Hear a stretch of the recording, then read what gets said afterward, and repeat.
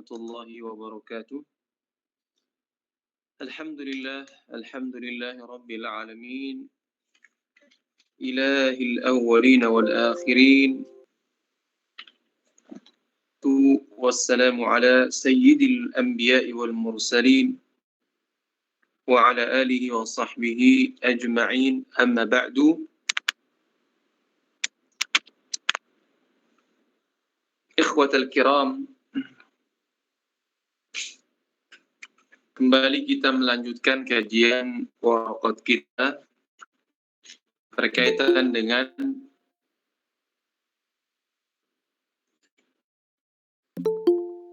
kontradiksi atau bertentangan satu dengan lainnya. Pada pertemuan yang lalu kita telah menjelaskan bahwasannya dari kitab maupun sunnah tidak terlepas dari beberapa kondisi. Di antaranya yang pertama adalah kedua dalil tersebut, baik itu Quran maupun sunnah, kedua-duanya dilalahnya adalah umum. Kedua-duanya dilalahnya adalah khas, atau salah satu umum dan salah satunya khusus. Atau setiap dari dalil tersebut, setiap dari dalil tersebut, sebagian maknanya menunjukkan kepada umum dan sebagian lain menunjukkan kepada khusus. Pada pertemuan yang lalu, kita telah menjelaskan bagaimana sikap kita kalau mendapati sebuah dalil, kedua-duanya umum. Satunya menunjukkan A, satu menunjukkan B. Dan kedua-duanya umum. Lalu bagaimana sikap kita? Nah, kalau kita menggunakan metode jumhur sebagaimana yang dijelaskan oleh Imam Haramain dalam kitabnya ini, maka jalan kita yang pertama mesti dengan cara menjamak makna tersebut. Sepanjang masih bisa dijamak. Dalam artian, kedua makna tersebut mesti kita amalkan dalam kondisi tertentu. Contohnya telah kita jelaskan sebelumnya. Begitu juga ketika antum mendapati kedua dalil tersebut dilalahnya adalah khas. Misalkan lafaznya itu khusus. Maka dengan cara yang sama, kalau masing-masing bisa untuk diamalkan, dan metode inilah yang dikatakan metode jamak. Tapi kalau nggak bisa, maka tawakuf sampai kemudian antum mendapatkan dalil lain yang merojihkan pandangan antum. Tapi kalau seandainya dalil umum, dalil khusus ini masanya atau waktunya salah satu di antaranya lebih dahulu dari yang lainnya, maka ketika itu antum mengambil sikap manasakh dalil yang lebih dulu dengan dalil yang belakangan. Nah, itu kita berhenti pada pembahasan wa in kana ahaduhuma 'aman wal akharu khassan fa yukhassu al-'ammu bil khass. Kata muallif rahimahullah, jika antum mendapati salah satu di antara dalil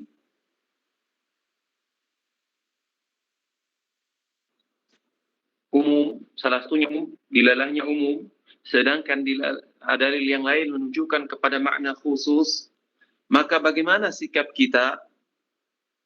Kata yukhassul 'ammu bil khas. Maka ketika kita mendapati dua dalil, satunya umum dan satunya khusus, maka cara kita menyikapinya adalah kita mentakhsis keumuman dalil tersebut dengan dalil yang menunjukkan kepada makna khusus. Sebagai contoh misalkan, Nabi SAW pernah mengatakan, "Fima saqatis sama'u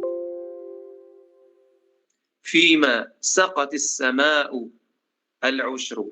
Jadi zakat pertanian yang mana pengairannya itu berpangku pada turunnya hujan. Dikeluarkan 10%.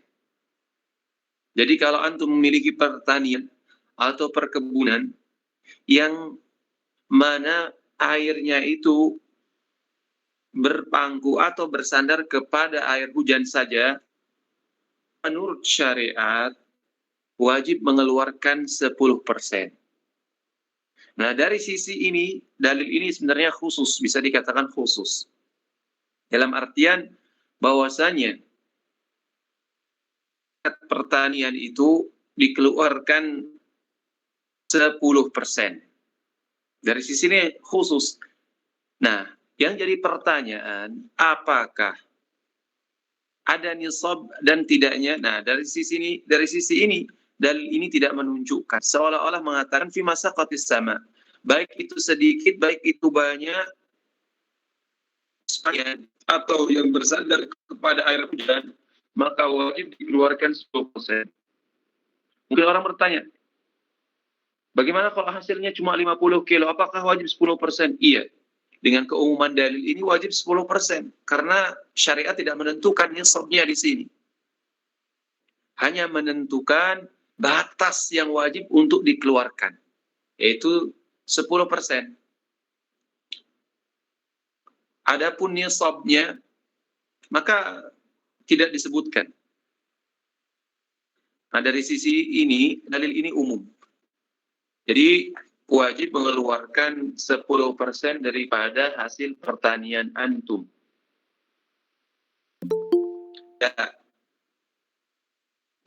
Bukan 10, jadi tidak semua nisab ada batas minimalnya.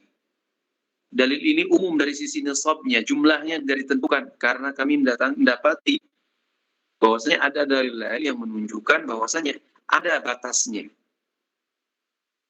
Berapa sih jumlah yang harus dikeluarkan? Jumlah maksimal. Atau jumlah minimalnya. Di mana penghasilan itu ketika dia telah sampai batas minimal itu, maka baru wajib untuk dikeluarkan. Berapa itu? Maka Nabi SAW menjelaskan dalam hadis yang lain. Laisa fima duna khamsati awsuqin sadaqah, katanya. Jadi tidak ada kewajiban sedekah, maksudnya adalah zakat kalau seandainya jumlahnya atau nisabnya kurang daripada khamsat awsuq. Jadi kalau kurang dari khamsat awsuq ini, maka nggak wajib antum untuk mengeluarkannya sebagai zakat. Satu wasak itu kalau nggak salah 60 sa'. Kalau khamsatu awsuq 60 kali 5 berarti 300 sa' lah. 300 sa', satu sa' itu kira-kira 300 kalau nggak salah ya. 2,5 kilo. 1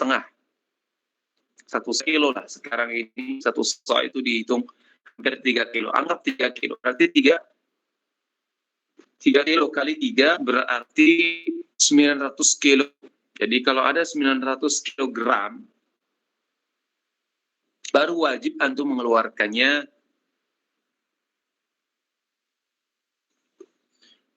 itu kalau seandainya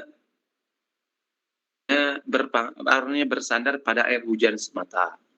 Tapi kalau dia ada usaha, artinya sebagian dari air hujan, ada sebagian dari air usaha mencari misalkan dengan bikin sumur, maka ini 7,5.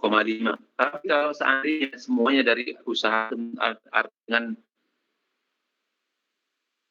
mencari sumur, dengan gali sumur atau dan lain sebagainya, maka yang wajib adalah 5% saja. Nah, ini diantara salah satu contoh bahwasannya jika idza ta'arada idza kan wa in kana ahaduhuma 'aman wal akharu khassan fa yukhassu al-'amu bil khass, katanya. Jika salah satu dalil menunjukkan kepada makna umum sedangkan yang lainnya menunjukkan kepada makna khusus. Nah, dalam kasus kita ini fi masaqatis sama, ini umum dari sisi jumlahnya yang harus dikeluarkan. Sedangkan dalam hadis yang lain, laisa fi maduna khamsati awsuqin shadaqah. Nah, di sini menjelaskan jumlah tersebut. Artinya keumuman dalil tadi yang yang tidak membatasi jumlah yang harus maksimal atau maaf jumlah nisab tersebut banyak sedikitnya, maka dikhususkan oleh dalil ini yang menunjukkan bahwasanya kewajiban atau keumuman dalil tersebut dikhususkan dengan dalil yang menunjukkan bahwasanya yang wajib dikeluarkan tatkala hasil pertanian tersebut sampai kepada khamsatu awsuq. Adapun kurang daripada itu, maka tidak wajib untuk dizakatkan. Kemudian mu'allif rahimahullah mengatakan, wa in kana kullu wahidin minhuma 'amman min wajhin wa khassan min wajhin fayukhassu 'umumu kulli wahidin minhuma bi khususil akhar, katanya. Kalau seandainya ada sebuah dalil, jadi ada dua dalil. Nah, masing-masing dalil ini itu mengandung makna umum dan juga mengandung makna khusus dari satu sisi. Lalu kalau kita mendapati problem seperti ini, mana yang harus kita ambil? Kata Imam Haramain, fayukhassu umum kulli wahidin minhuma bi khususil akhar, katanya. Jadi keumuman dalil dari setiap dalil tersebut dikhususkan dengan dalil yang lain. Artinya masing-masing keumumannya itu ditaksis dengan kekhususan dalil itu. Jadi kalau ada dua dalil nih, masing-masing mengandung khusus dan umum. Maka yang khusus dari dalil kedua ini mentaksis khusus keumuman dalil yang pertama, dan keumuman dalil kekhususan dalil pertama mentaksis keumuman dalil yang kedua. Bahwasanya dia amun min wajhin wa khasun min wajhin. Jadi umum dari satu sisi dan khas dari sisi yang lain. Mungkin saya ulangi lagi supaya lebih paham. Kalau ada dua dalil, jadi masing dalil ini dilalahnya itu umum dan khusus. Anggap, maka misalkan dalil yang pertama, dalil yang kedua, masing-masing mengandung makna umum dan khusus. Maka kita katakan dalil yang pertama, keumuman dalil yang pertama ditaksis oleh keumuman dalil kekhususan dalil yang kedua, dan keumuman dalil yang kedua ditaksis oleh dalil pertama. Itulah maksud daripada wa in kana kullu wahidin minhuma 'aman min wajhin wa khassan min wajhin fayukhassu umumu kulli wahidin minhuma bi khususil akhar. Itu. Lalu contohnya seperti apa? Tayyib. Kita akan memberikan contoh yang cukup masyhur, yang mungkin kita sering dengar dalam kitab-kitab fikih, yaitu berkaitan dengan idza balaghal ma'u qullatain fa innahu yanjus. Dengan dalil al-ma'u la yunajjisuhu syai'un illa ma ghalaba 'ala rihihi wa ta'mihi wa launihi. Idza balaghal ma'u qullatain yanjus, katanya. Jadi ketika air telah sampai 2 kullah, maka dia tidak akan berubah menjadi najis.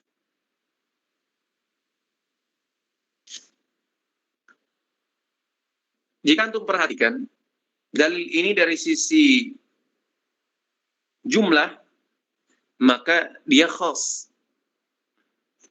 Namun dari sisi yang lainnya, dari sisi berubah dan tidaknya, maka makna dalil ini umum. Dia hanya menyinggung masalah jumlahnya saja. Balaghal ma'u qullatain. Air sudah sampai ke 2 kullah, maka dia tidak akan berubah menjadi najis. Nah, dari dalil yang pertama ini dari sisi jumlah air, maka dia mahdud, artinya terbatas maksus, 2 kula saja. Tapi dari sisi yang lain, dari sisi sifatnya berubah dan tidaknya, dalam dalil ini. Sedangkan dalil yang kedua, al-ma'u la yunajjisuhu syai'un ila ma ghalaba ala rihihi wa ta'mihi wa launihi. Dalam dalil ini, jumlah airnya tidak disebutkan secara spesifik apakah itu banyak atau itu sedikit. Namun dari sisi yang lain, dalil ini khusus menerangkan bahwa perubahan dari sisi bau, kemudian dari sisi rasa, dan juga dari sisi warnanya. Jadi bisa dikatakan dia adalah khusus menjelaskan dari sisi perubahannya. Sedangkan umum dari sisi yang lain, yaitu jumlahnya sedikit atau banyak. Kalau kita berpegang pada dalil ini, al-ma'u la yunajjisuhu syai'un illa ma ghalaba ala rihi wa ta'mihi wa launihi. Dalil ini umum, apakah air itu sedikit ataupun banyak, ketika berubah salah satu sifatnya, maka dia berubah menjadi najis. Sedangkan kalau kita lihat dalil yang pertama tadi, idza balaghal ma'u qullatain fa innahu la yanjus. Kalau air tersebut sudah 2 kula, maka ketika jatuh kepada najis, maka tidak akan berubah menjadi najis. Artinya dia dari sisi ini umum. Dari sisi berubah dan tidaknya. Namun dari sisi jumlah dia khusus. Nah, lalu bagaimana agar dalil ini bisa sama-sama jalan?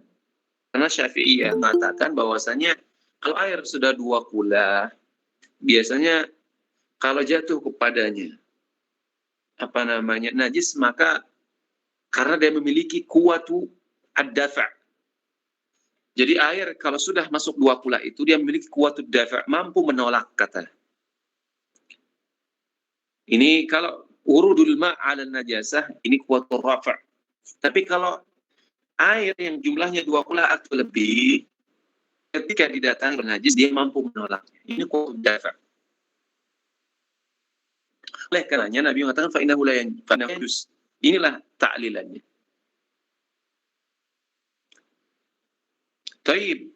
Syafi'iyah kemudian mengambil jalan untuk mengklopkan kedua makna dalil ini. Karena kalau salah satunya dialkan, misalkan al-ma'u la yunajjisu syai'an illa ma ghalaba ala rihi wa ta'mihi wa launihi, maka muqtadha hadis ini, konsekuensi daripada hadis ini menunjukkan bahwasanya sekalipun air itu sedikit, kalau dia nggak berubah, jatuh najis kepadanya, kalau dia nggak berubah, menurut hadis ini, maka dia tidak berubah menjadi najis, karena nggak ada perubahan sedikit pun.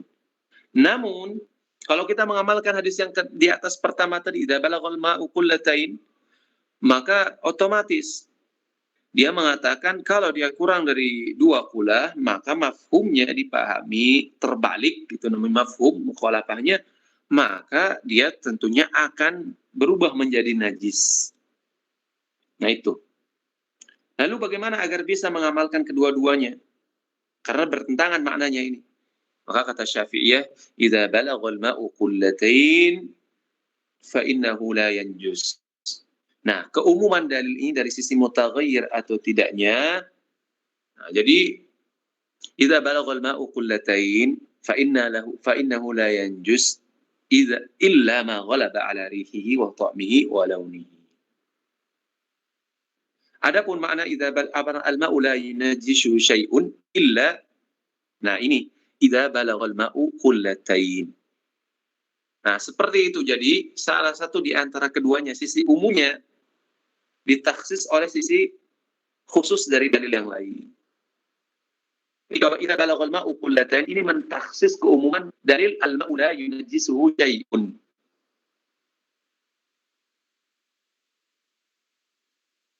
Adapun umum fa innahu la yanjus ditaksis oleh illa ma ghalaba ala rihihi, jadi rihihi wa ta'mihi wa launihi. Itulah maksud daripada penjelasan beliau, wa in kana kullu wahidin minhuma 'aman min wajhin wa khassan min wajhin fayukhassu 'umumu kulli wahidin minhuma bi khususil akhar.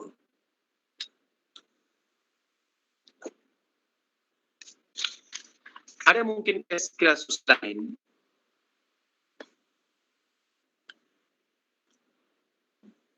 yang senada dengan kasus ini, yaitu berkaitan dengan sholat di waktu manhiyin anhu, di waktu yang dilarang.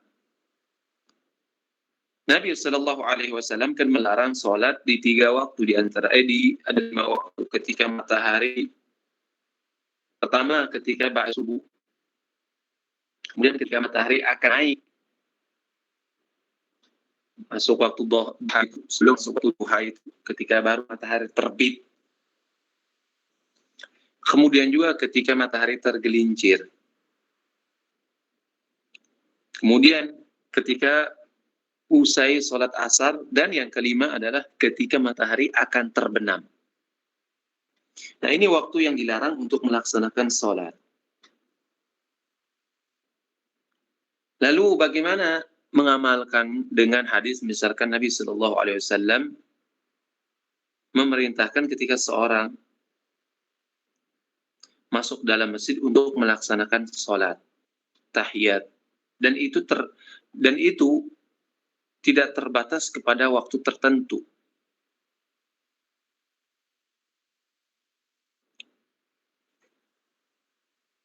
Artinya, illat dia melaksanakan sholat tahiyat itu ketika dia masuk masjid. Dan itu bisa terjadi pada waktu-waktu yang dilarang. Nah, bagaimana cara menjamak dalil-dalil ini agar tidak menguatkan salah satunya? Sekalipun ada yang menggunakan dalil kharijiyah atau dalil eksternal yang mengatakan bahwasanya ketika ta'arud baina nahi wal mubih, katanya qaddima atau ta'arud baina al-hadir wal mubih qaddima al-hadir, katanya. Ketika terjadi perbedaan atau terjadi kontra antara yang membolehkan dan melarang, maka didahulukan yang melarang. Ini sebagian ulama mengambil sifat itu karena dia melihat bahwasanya kalau keumuman dalil, misalnya kebolehan melaksanakan sholat di waktu yang dilarang, itu dengan dalil keumuman dalil dan keumuman dalil misalnya tentang sholat tahiyatul masjid, yang nasnya itu apa? Mungkin ada yang mengingatkan saya nasnya hadisnya man idza dakhala ahadukumul masjid, saya lupa, astagfirullah.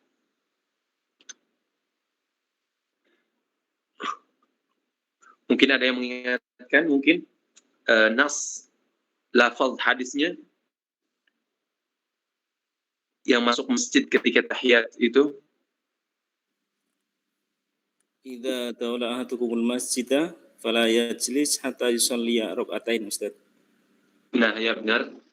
Idza dakhala ahadukumul masjida fala yajlis hatta yarka rak'atain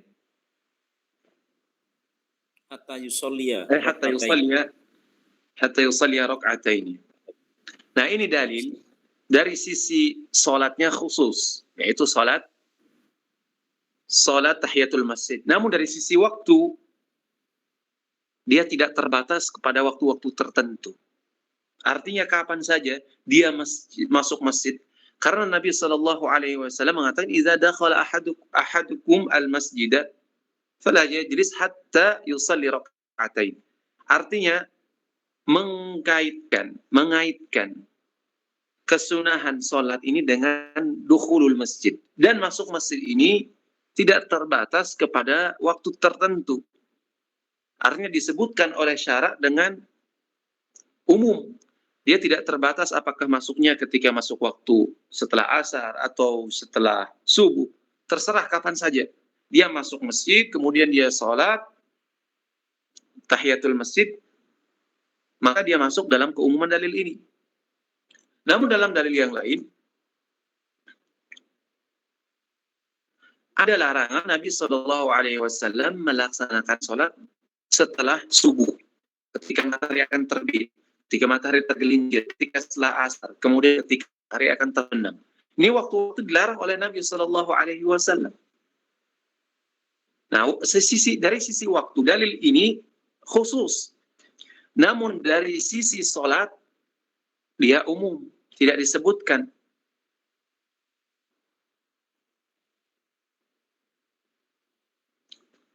Nah, bagaimana sikap kita dalam hal ini? Sebenarnya terjadi perdebatan panjang para ulama dalam hal ini. Nah, kalau kita mengikuti apa yang disebutkan oleh Imam Haramain, maka kita katakan yukhassu katanya. Jadi yukhassu fa yukhassu umumu kulli wahidin minhuma bi khususil akhar.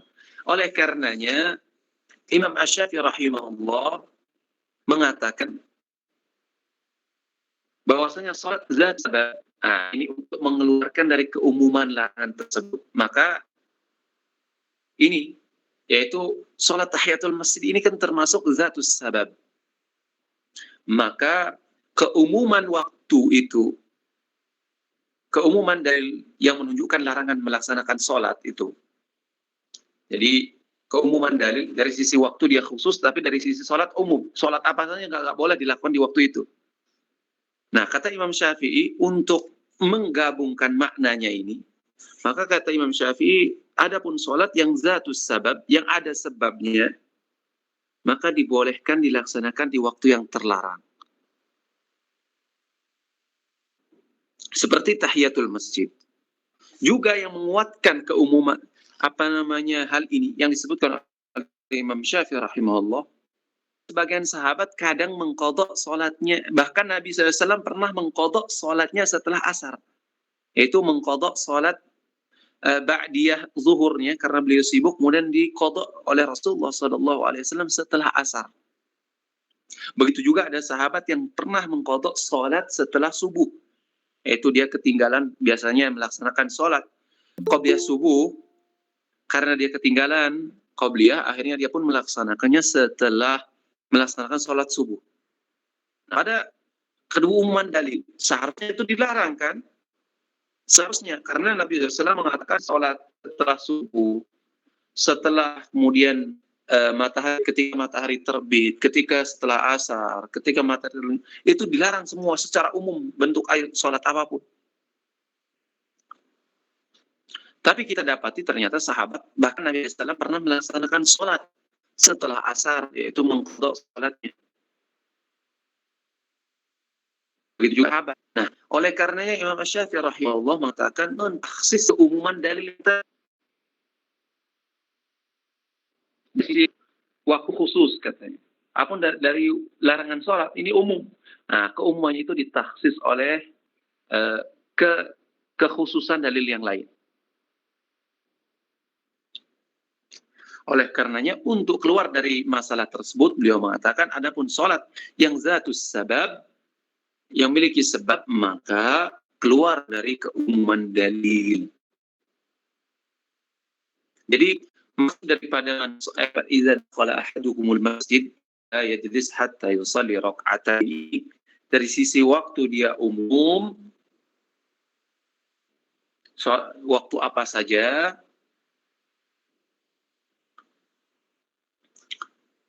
maka dikatakan adapun sholat tahiyatul masjid, sekalipun di waktu larangan, dia diboleh dilaksanakan. Karena dia termasuk ibadah yang zatus sabab, yaitu yang memiliki sebab. Jadi keumuman dalil, misalkan larangan melaksanakan sholat secara umum itu ditakhsis dengan dalil ini. Kekhususan dalil yang ada dalam sholat sholat tahiyatul masjid, begitu juga sholat qadha. Karena Nabi sallallahu alaihi wasallam pernah kan manasi sholatan aw ma'fatuha an yusalliha. Nah, ini juga sholat dari sisi waktu umum, dia kapan saja. Namun dari sisi sholatnya, maka dia khusus. Nah, bagaimana caranya? Ya tadi seperti yang kita sebutkan, fayukhassu umumu kulli wahidin minhuma bi khususil akhar. Jadi kita katakan benar larangan Nabi SAW melaksanakan sholat di waktu larang itu ya. Tapi kecuali sholat memiliki sebab seperti tahiyatul masjid, seperti mengqadha sholat. Nah, ini takhsis. Ini dibolehkan di waktu tersebut. Jadi keumuman dia, larangan di keumuman dalil tadi itu ditaksis dengan ke tahiyatul masjid maupun dalam sholat qadha ini.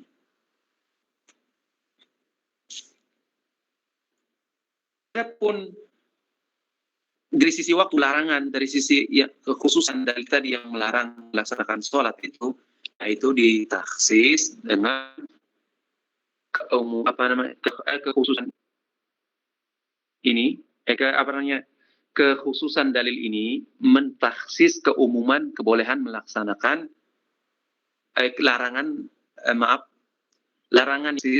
kebolehan dalam dalil yang lain dalam melaksanakan sholat di segala waktu. Maksudnya adalah sholat mutlak. Jadi sholat mutlak itu dilarang dilaksanakan di waktu-waktu yang terlarang ini. Nah, jadi keumuman boleh melaksanakan sholat di semua waktu ditaksis dengan dalil ini, yaitu larangan melaksanakan sholat di 5 waktu tadi. Jadi kalau terjadi sholat di waktu yang dilarang tadi, maka sholatnya dianggap tidak sah. Ini dibahas nanti dalam ilmu usul fikih. Nah, kalau antum baca Jam'ul Jawami akan antum dapatkan di sana penjelasan As-Subki rahimahullah. Jadi madhab Syafi'i kalau seandainya ada sholat yang dilarang, ada sholat yang dibolehkan tapi dia dilakukan di waktu yang terlarang, maka sholat tersebut dianggap batil. Ini tidak sah. Nah, itulah di antara masalah yang dijelaskan oleh beliau. Lalu, adakah yang lainnya? Sudah. Maaf, ada yang pegang matan? Apakah penjelasan tentang ta'arud sudah berakhir atau masih ada?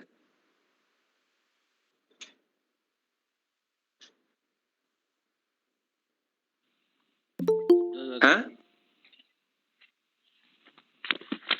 Sudah. Oh, sudah. Masuk ke.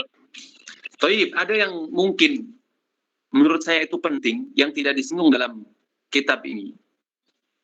Yaitu kapan sih sebuah dalil atau dua dalil ini dianggap sebagai dalil yang kontradiksi, kontra satu dengan yang lainnya. Adakah syarat-syarat yang mesti dipenuhi sehingga sebuah dalil dianggap kontra satu dengan yang lainnya, bertentangan satu dengan yang lainnya? Nah, sebagian ulama, dalam ilmu mantiq itu, jadi usuliyun ini kadang meminjam ilmu mantiq.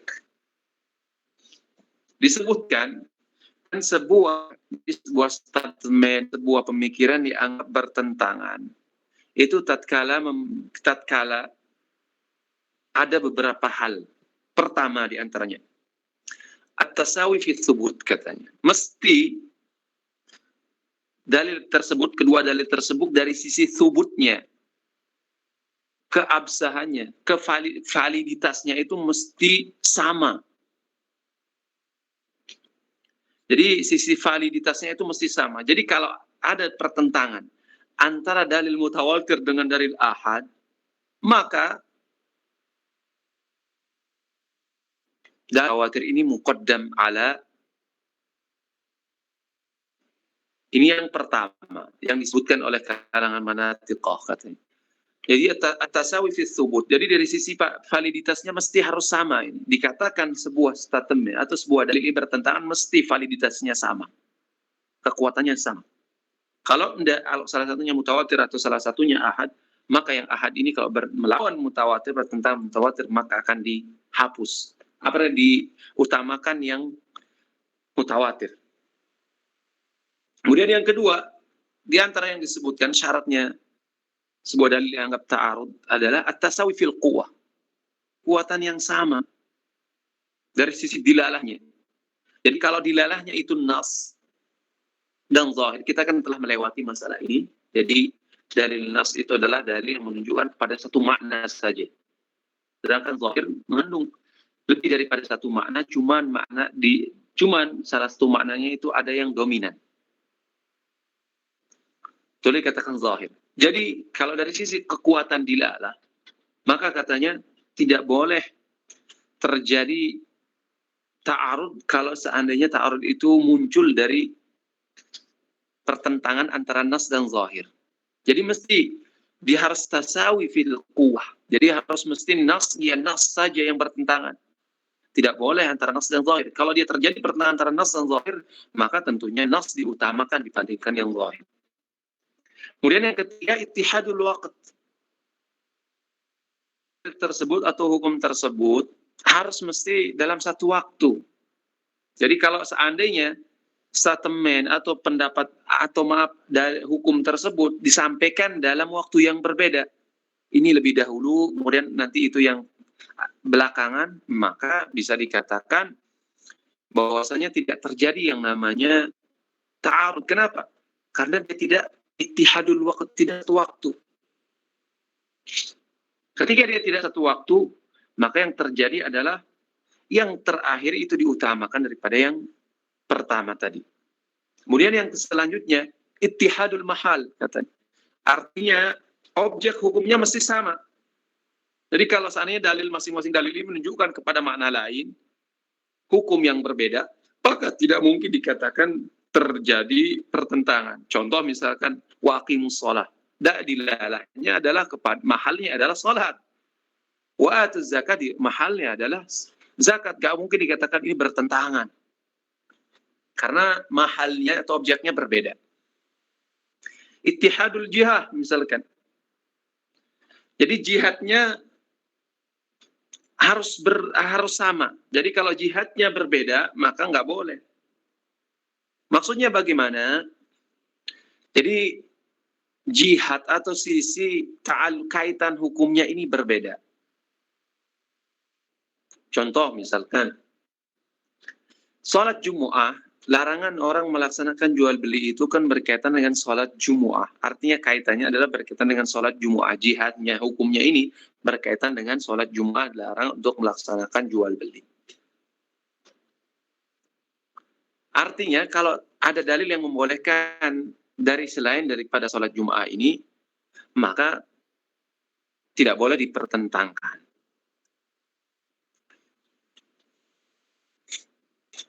Kemudian yang selanjutnya, ikhtilaful hukum ats-tsabit bi kulli min ad-dalilain katanya. Jadi perbedaan hukum yang sabit dari setiap dalil tersebut. Artinya masing-masing dalil menunjukkan kepada hukum yang berbeda. Maka tidak boleh yang ada ta'arud. Inilah di antara syarat yang diletakkan oleh kalangan manatiqah. Sebuah atau ahli mantiq yang kemudian diadopsi oleh kalangan usuliyin untuk menunjukkan bahwasanya sebuah dalil mesti dia tidak dikatakan bertentangan tatkala syarat ini telah ada atau teraplikasikan. Jadi kalau syarat ini tidak ada, maka tidak mungkin akan terjadi ta'arud. Namun kita katakan kalau seandainya syarat-syarat yang disebutkan ini disebutkan, maka sungguh tidak ada yang namanya tarjih. Karena tarjih itu muncul karena ada ta'arud. Kalau seandainya sudah seperti ini, misalkan kalau harus tasawi bisubut katanya. Udah, ngapain untuk kalau misalkan melakukan tarjih kalau salah satunya sudah jelas mana yang lebih utama, mana yang tidak. Ya enggak? Gak mungkin. Kemudian kalau ada perbedaan secara jelas antara dari sisi kekuatan ini lebih kuat, ini lebih, nggak mungkin orang akan melakukan tarjih dalam hal itu. Karena tarjih itu muncul karena ada ta'arud. Juga kalau antum mengatakan dengan dengan syarat-syarat ini mesti ada, maka nggak akan ada yang namanya nasakh, karena semuanya sudah terwakili.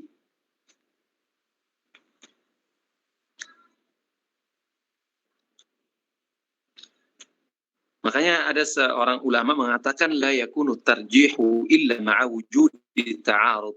Fahaitsu intafa ta'arud intafa tarjih, katanya. Nggak akan ada yang namanya tarjih kecuali ada pertentangan. Jika tidak ada ta'arud, tidak ada pertentangan, maka tidak ada yang namanya tarjih, katanya. Nah, ini hal yang perlu mungkin saya tambahkan dari apa yang disebutkan oleh Imam Haramain di sini. Tadi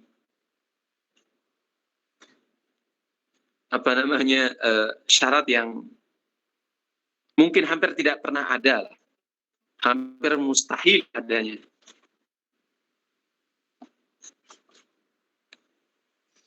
Kemudian yang selanjutnya muallif menjelaskan tentang babul ijma'. Ta'rifuhu, amma al-ijma'u fa huwa ittifaqu ulama'i ahli al-asri ala hukm al-hadithah.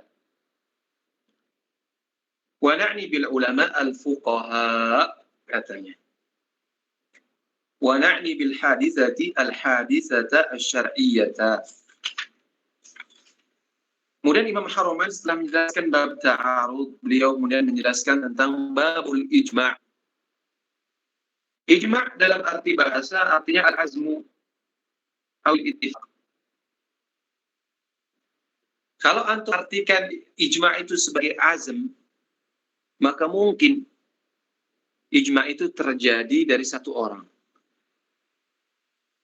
Itu adalah ittifaq, nggak mungkin kesepakatan itu kecuali terjadi lebih daripada satu orang, minimal dua orang.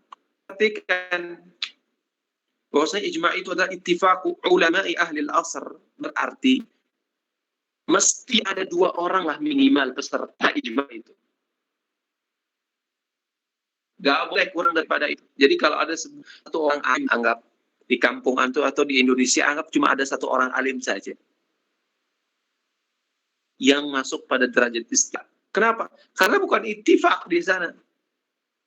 Karena ittifaq minimal ada dua peserta yang harus ada. Oleh karenanya didefinisikan di sini, fahuwa al-ijma' ittifaqu ulama'i ahli al-asri hadithah. Jadi kesepakatan ulama ahli al-asr, maksudnya setiap masa itu, ahli al-asr, setiap masa itu berlaku yang namanya ijma'. Jadi tidak terbatas kepada masa tertentu. Jadi ijma' jadi kepada zaman sahabat saja, tapi ahli ittifaq ulama ahli al-asr, ayu asri minal usur, sawaan apakah itu zaman sahabat, apakah itu tabi'in, apakah tabi'ut tabi'in, bahkan di zaman saat kita ini mungkin untuk terjadi namanya ijma'. Banyak masail yang kita sepakati, ahli-ahli dari seluruh dunia, mungkin bisa diwakili oleh OKI atau yang lainnya, itu membolehkan.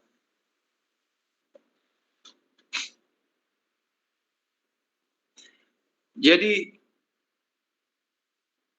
sikap manusia atau sikap ulama terhadap ijma' ini ada tiga. Pertama, penolak. Yang kedua, antara menolak dan menerima. Dan yang ketiga adalah menerima.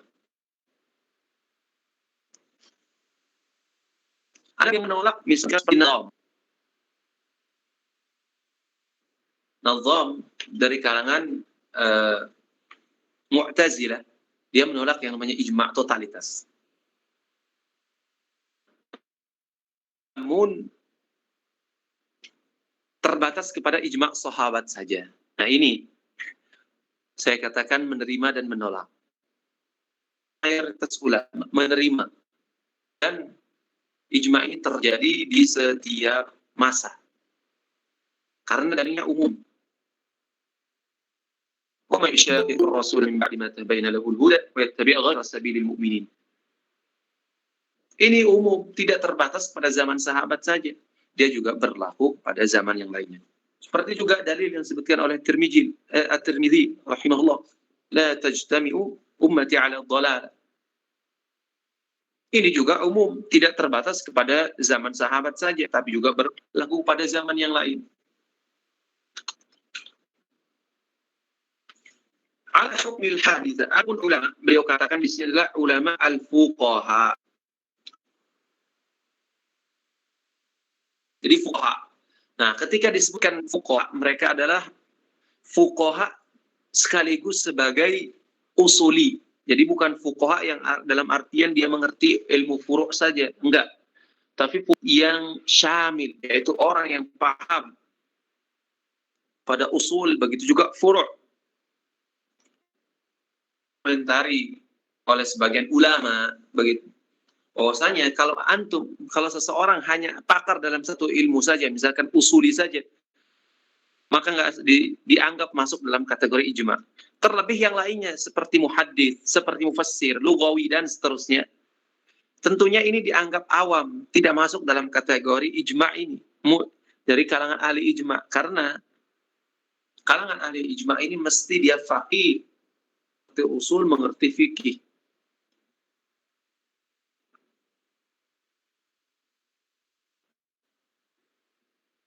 Ala hukmil hadithah. Wa na'ni bil hadithah al-hadithata asy-syar'iyyah, katanya. Jadi maksudnya hadithah ini kejadian atau peristiwa ini mesti peristiwa yang bersifat syar'i, yang membutuhkan hukumnya, yang butuh pada hukum. Jadi kalau misalkan sifatnya lughawi misalkan atau akli, nah ini tidak masuk dalam kategori hadithah. Jadi kalau lughawi, maka ini bukan urusan ahli ijma. Bukan yang dimaksudkan dalam definisi ini. Jadi itu urusannya ahli ijma'nya, ahli akli dan seterusnya, atau duniawi.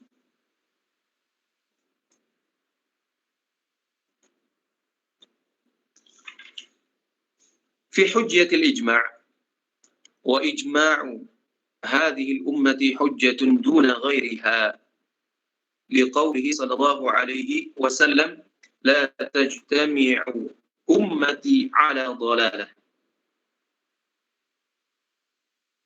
warada bi'ismati hadhihi al-ummati. Nah, ini berdasarkan pendapat jumhur ulama bahwasanya ijma itu adalah hujjah. Dalilnya disebutkan oleh beliau, di antaranya adalah hadis yang diriwayatkan oleh Imam At-Tirmidzi, la tajtami'u ummati ala dhalalah. Bahwasanya umat Muhammad sallallahu alaihi wasallam tidak pernah sepakat kesesatan. Artinya, mafhumnya berarti kesepakatan mereka adalah hujjah.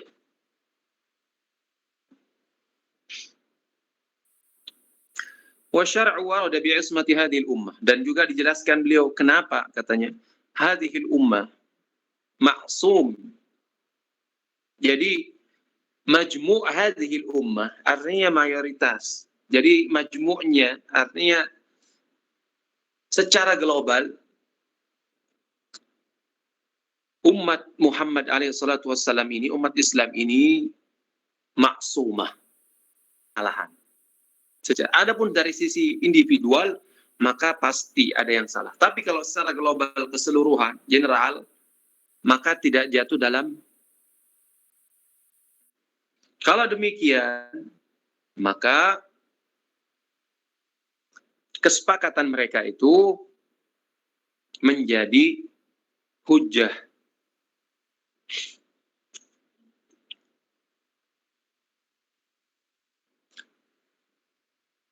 Ijma'u hujjatun 'ala al-asl ats-tsani. Jadi kalau terjadi hujjah, misalkan ijma' di zaman sahabat, maka kesepakatan para sahabat itu jadi hujjah bagi di zaman mereka, pada yang lainnya juga menjadi hujjah bagi zaman setelahnya. Jadi nggak boleh khariqul ijma'. Jadi kalau sudah terjadi ijma' di zaman sahabat atau terjadi ijma' di zaman tabi'ut tabi'in, maka nggak boleh ulama yang datang setelah mereka menyelisihi ijma' tersebut.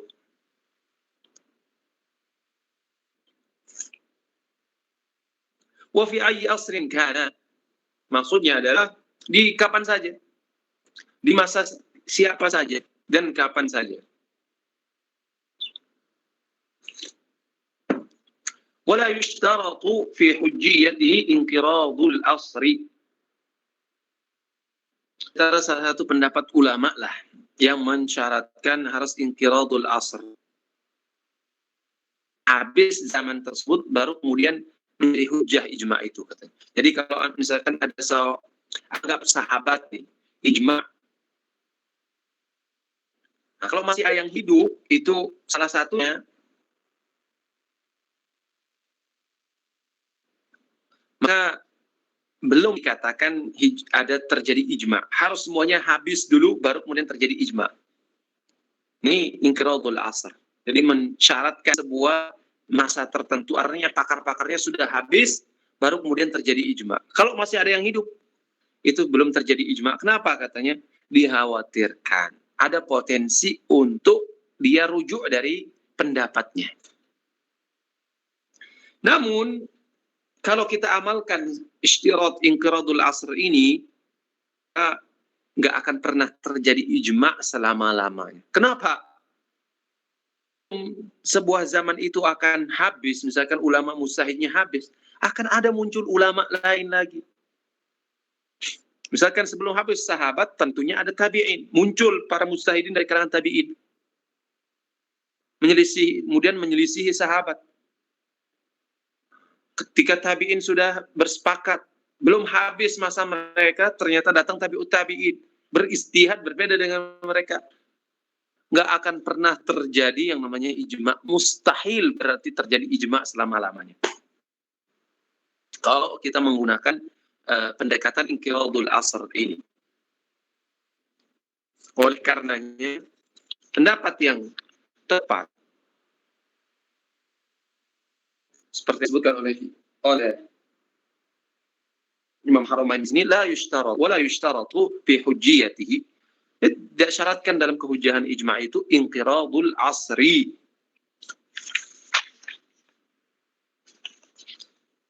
Fa in qulna inna inqiradul asri syartun fayu'tabar qawlu man wulida fi hayatihim wa tafaqqaha wa sara min ahli al-izhad falahum an yarji'u an dhalika al-hukm.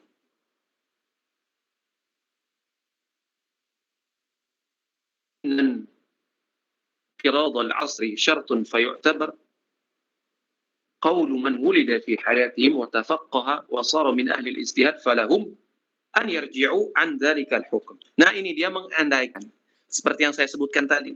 Kalau kita misalkan menganggap bahwasanya di antara salah satu syarat ijma itu harus inqiradul asr, berakhirnya sebuah masa tertentu,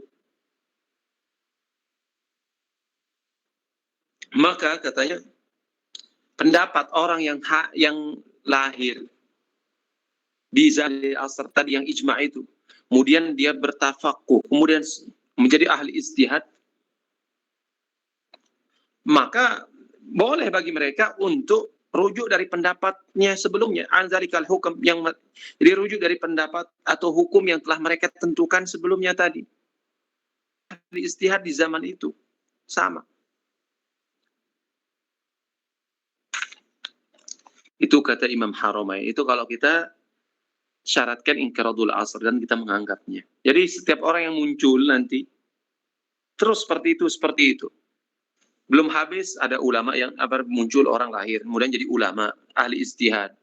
Dia artinya tidak memandang pendapat itu. Enggak jadi ijma terus dan terus seperti itu. Kemudian beliau menjelaskan setelahnya, wal ijma'u yasihhu biqaulihim wa fi'lihim. Jadi ijma' itu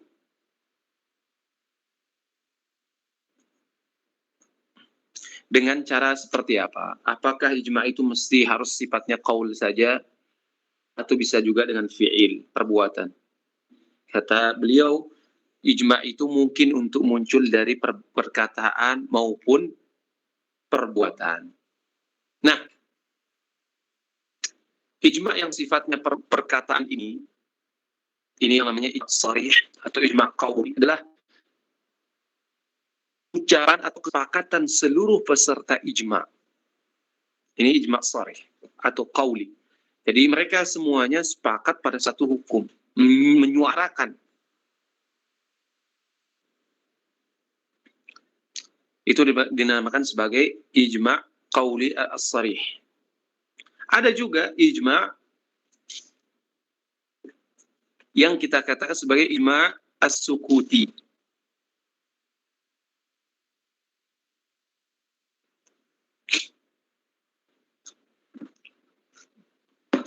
Seperti yang disebutkan oleh beliau setelahnya. Wa bi qaulil ba'dhi wa bi fi'lil ba'dhi.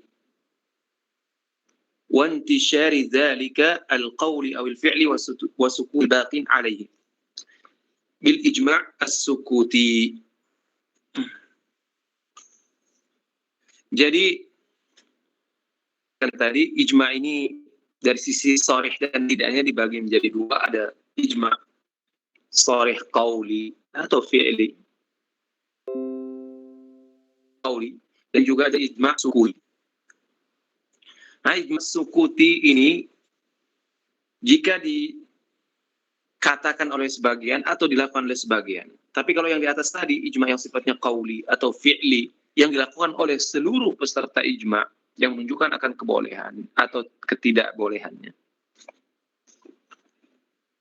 Adapun kalau ijma sukuti jadi dilakukan oleh sebagian atau dikatakan oleh sebagian dan kemudian perbuatan atau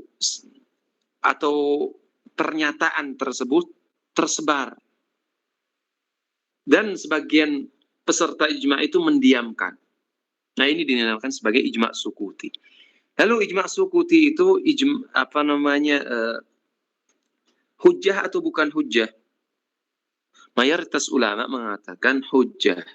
Dan inilah ijma yang banyak dinukil dalam kitab-kitab fikih. Rata-rata itu adalah semuanya ijma sukuti. Adapun ijma qauli sharih atau qat'i dari sisi kuat dan tidaknya, itu mungkin hampir nadir. Misalul al-kibrit al-ahmar kalau orang Arab bilang. Misalkan. Artinya sesuatu yang nadir sekali adanya. Yang namanya ijma qauli sharih qat'i. Karena itu syaratnya mesti diucapkan oleh seluruh peserta ijma. Ini hampir enggak terjadi. Kemudian yang kedua, mesti dinukil kepada kita dalam sanad yang mutawatir. Nah, ini hampir mungkin enggak ada. Tapi kalau salah satu daripada syarat ini kurang, maka dia bukan ijma qat'i lagi. Ijma yang sifatnya dhanni. Nah, inilah yang banyak sampai kepada kita. Ada yang sifatnya mungkin qat'i dari sisi ucapan, tapi dari sisi nukilan kepada kita cuma sifatnya dhanni karena di khabar ahad.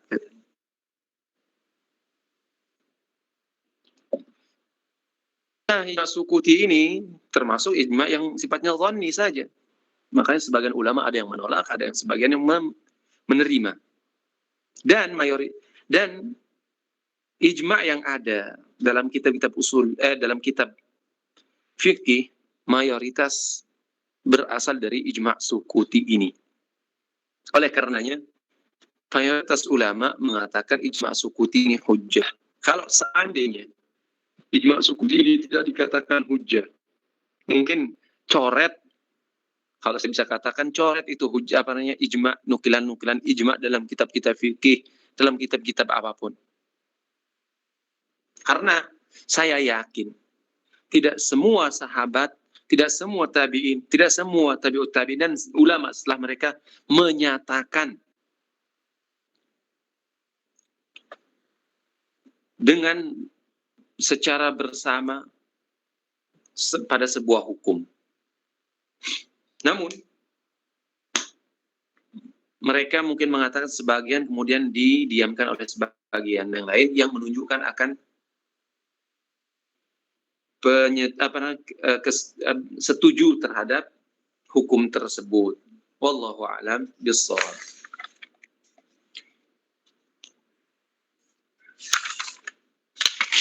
Nah, insyaallah pada pertemuan yang akan datang mungkin kita akan bahas mazhab as-sahabi.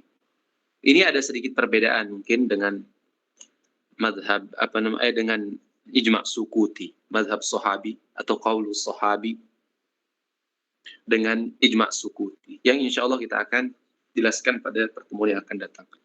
Karena sudah berjalan sejam ini kayaknya. Kalau mungkin ada yang dipertanyakan, silakan.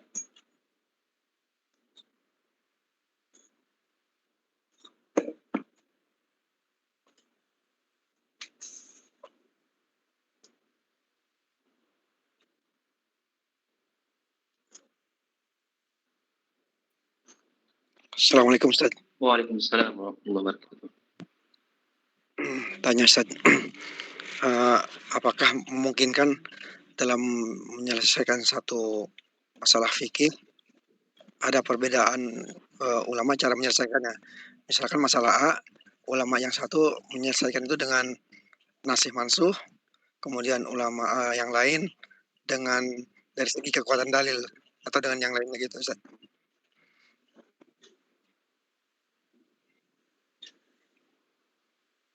Tapi mungkin maksud pertanyaan beliau, misalkan ketika kita melihat sebuah masalah, sebagian melakukan pendekatan dengan pendekatan nasikh mansukh misalkan. Ada sebagian menggunakan pendekatan tarjih atau jamak dan seterusnya. Nah Ya, ini betul. kembali kepada Betul begitu Ustaz, pertanyaan saya maksudnya. Nah, ya. Nah, mungkin seperti ini. Iya. Jadi ketika yang tarjih metode tertentu, ini juga melakukan tarjih. Jadi di atas tarjih ada tarjih lagi sebenarnya. Sebelum dia mengambil sebuah kesimpulan, sebelum dia melihat sebuah dalil, maka dia harus memposisikan kaedah yang akan dia gunakan. Dan itu dia harus melakukan tarjih sendiri terhadap kaedah itu. Bahwasanya kasus yang dia alami ini menggunakan kaedah ini lebih tepat dibanding kaedah tersebut. Nah ini, jadi sebelum melaksanakan tarjih pada hukum, ternyata mentarjih juga dari sisi kaedah. Ini masalah. Ini urusan ahli usul mujtahidin. Makanya sebagian, misalkan, kalangan Hanafi, dia memiliki metode tersendiri dalam menghadapi ta'arud, kontra antara dalil, pertentangan antara dalil. Dia mendahulukan metode nasakh. Jadi nasakh dulu. Dan menurut mereka inilah yang paling dekat. Dan mengakhirkan tarjih. Kalau tidak bisa nasakh, katanya baru kemudian tarjih. Tapi menurut jumhur enggak, jamak dulu. Kemudian baru mengakhirkan tarjih. Dan masing-masing tentunya hasilnya akan berbeda. Contoh misalkan, saya akan berikan contoh pada antum. Dalam hal yang nyata. Nabi SAW mengatakan, la salata liman lam yaqra' bi Fatihatil Kitab. Kemudian Allah Subhanahu wa taala menyebutkan dalam surat Al-Muzammil,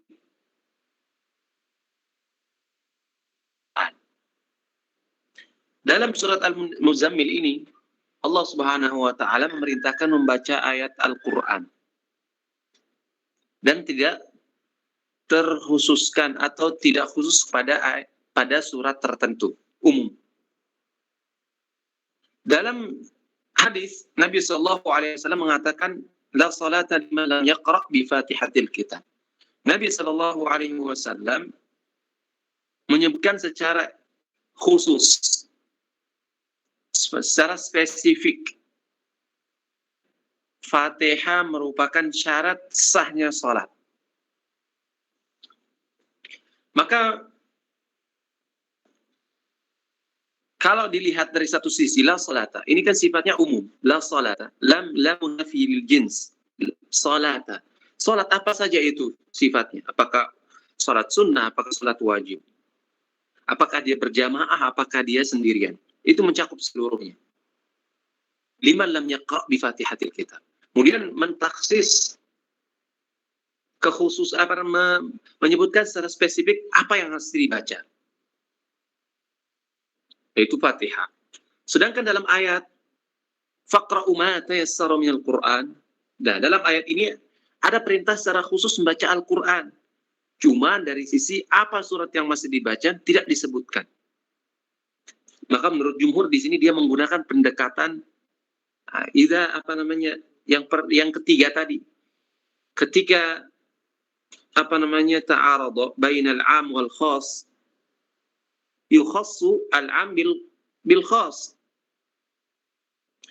Jadi ketika terjadi pertentangan antara 'am dan khas, maka menurut jumhur maka mesti ini yang 'am tadi mesti ditakhsis oleh yang khas ini.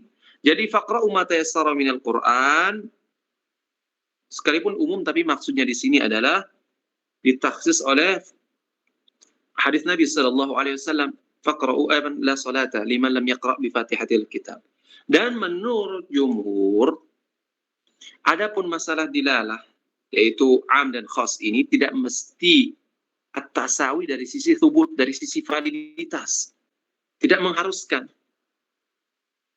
Boleh katanya am itu ditaksis oleh khabar wahid, tidak masalah. Namun menurut Hanafiyah tidak. Dia mengambil metode nasakh.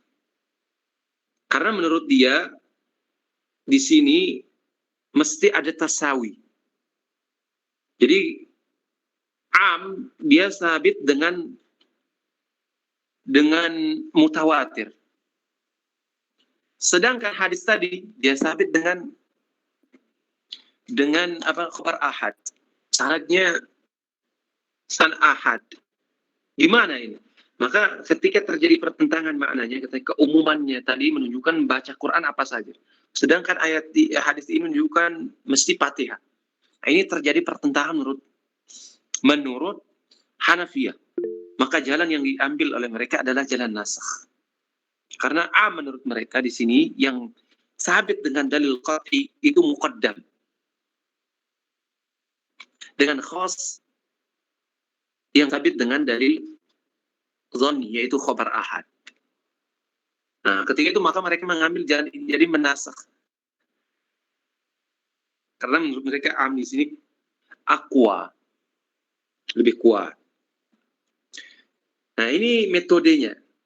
Jadi ketika mereka mendahulukan metode ini di atas metode jumhur, maka ya hasilnya berbeda. Begitu juga antum. Dalam melihat sebuah dalil lainnya, misalkan antum menganggap dalil ini, misalkan ada dalil yang menunjukkan, misalkan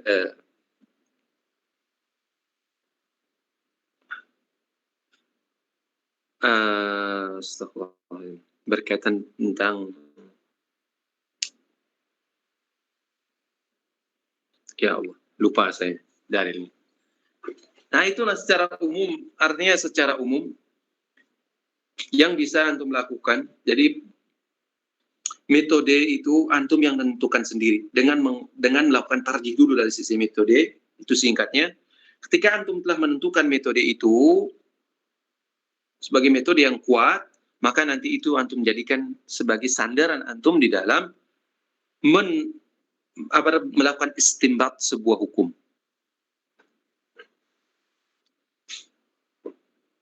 Wallahu a'lam bishawab.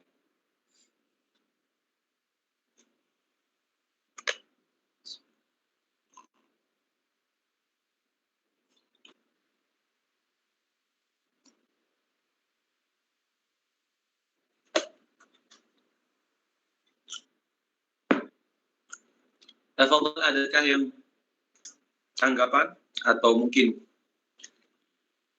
iskalat? Assalamualaikum Ustaz.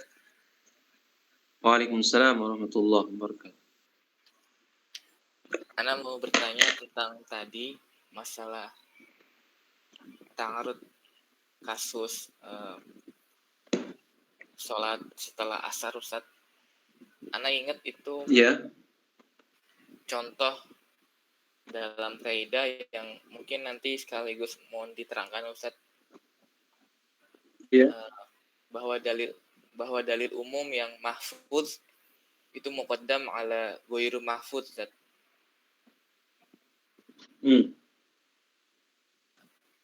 Cuma ingat contohnya aja bahwa kaidah itu contohnya tentang masalah larangan sholat setelah asar, cuma lupa bagaimana memakainya, Ustaz. Syukron, Ustaz. Jadi dalil yang antum sebutkan dari sisi sanadnya, apa dari sisi pendekatan hadisi atau pendekatan perspektif hadis, bisa saja dengan hal itu. Misalkan dari sisi riwayatnya, dia mahfuz dengan tidak mahfuz misalkan. Atau dia dari sisi sanadnya mungkin dia ini dia lebih aksar ruwatan, atau ini yang akal, atau ini misalkan mutaqaddim, aksar hifdhan dan seterusnya. Itu banyak nanti pertimbangan-pertimbangan.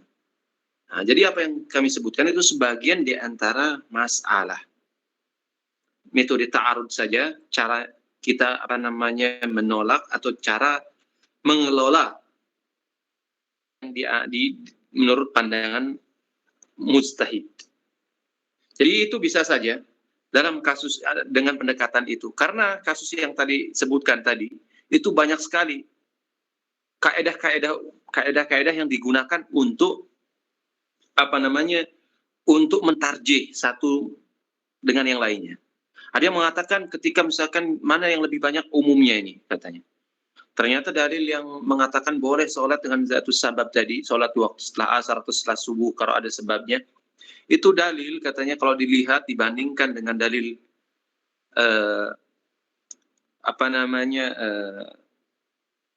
larangan sholat di 5 waktu tadi, itu dari sisi takhsisat katanya dalil tersebut ditaksis. Sedangkan dalil yang membolehkan untuk sholat di waktu tersebut dengan sebab itu lebih sedikit. Dan seterusnya, artinya pada umumnya, jadi satu dalil itu tidak berhenti kepada satu metode. Jadi dia masih banyak metode-metode lain turunannya yang untuk menguatkan salah satu pendapat. Ini kalau antum baca kitab yang agak besar, misalkan seperti Al-Amidi, kitabnya Amidi, kemudian kitabnya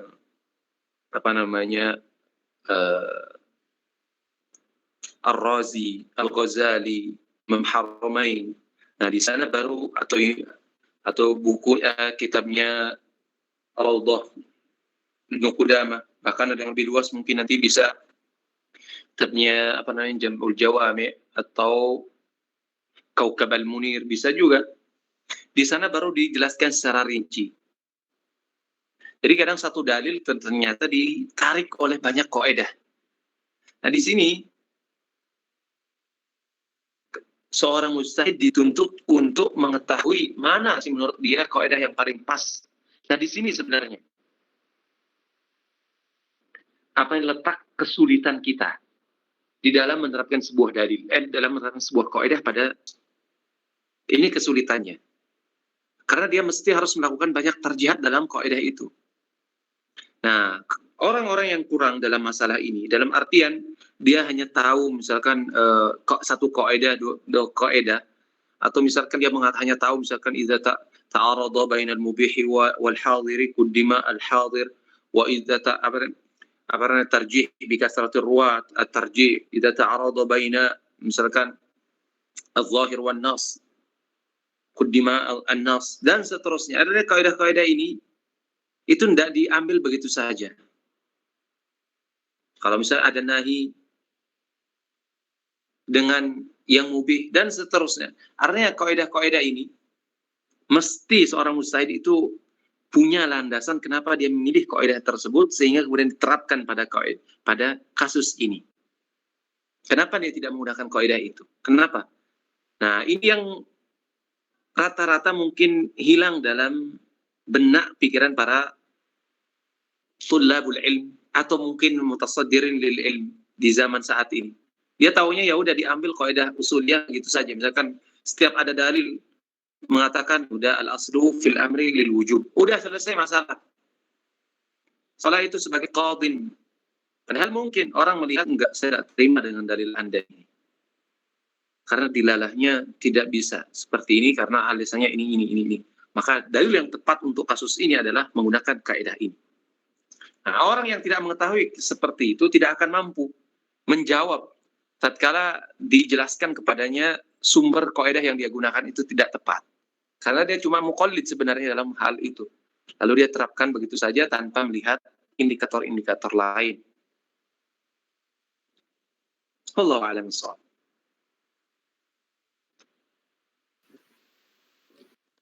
Kalau keumuman yang mahfuz itu maksudnya gimana, Ustaz?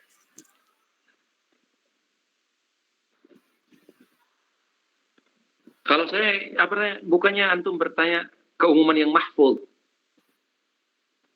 Saya baru pertama mendengar keumuman yang mahfuz. Maksudnya mungkin maksudnya antum dari sisi sanad, misalkan lafaz ini yang mahfuz gitu mungkin, atau Singkatannya pernah dengar sih, Ustaz, ada di Al-Usul min Ilmi Usul nggak salah. al-umm al-mahfuz. Coba nanti saya cek karena ini apa namanya, apakah dia istilah khusus dalam ilmu usul fikih. Sepengetahuan saya, wallahu alam, saya belum pernah menggunakan bahasa al-umum al-mahfuz. Mungkin itu adalah istilah tersendiri dari Syekh Utsaimin, mungkin wallahu alam. Jadi maksudnya apakah ada istilah khusus untuk itu, wallahu alam. Mungkin antum bisa nanti bawakan itu apa namanya penjelasan dalam al-usul min ilmu al-usul. Maksud beliau apakah itu adalah istilah khusus dalam ilmu usul atau istilah secara istilah lugawi saja. Maksudnya umumnya ini adalah umum yang mahfuz dari sisi mungkin ini. Wallahu a'lam. Kaidah ini kama kali aja. Taqdimul am al mahfud alal amil ladzi dakhalahu takhsis.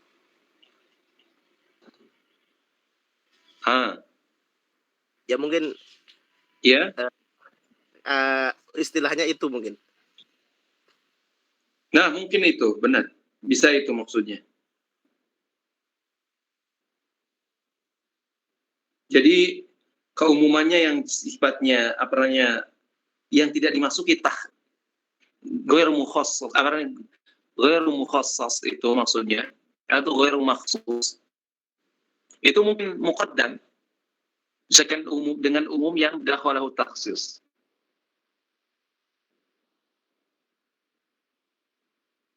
Nah, itu mungkin bisa dijadikan oleh kalangan Hanafiyah sebagai dalil, bisa saja.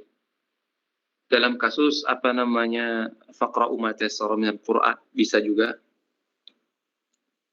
Mungkin maksud antum itu. Al-umum al-mahfuz maksudnya la yadkhuluhu takhsis. Dengan umum yang yadkhuluhu takhsis. Jadi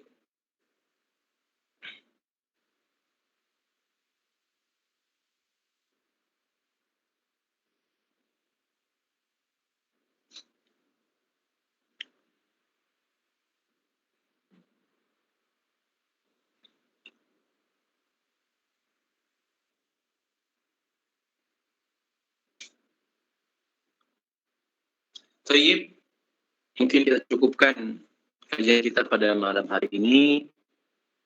Jazakallahu khairan katsira. Kita tutup dengan doa kafaratul majlis. Subhanakallah wa bihamdika asyhadu an la ilaha illa anta astaghfiruka wa atubu ilaik. Assalamualaikum warahmatullahi wabarakatuh. Waalaikumsalam warahmatullahi wabarakatuh.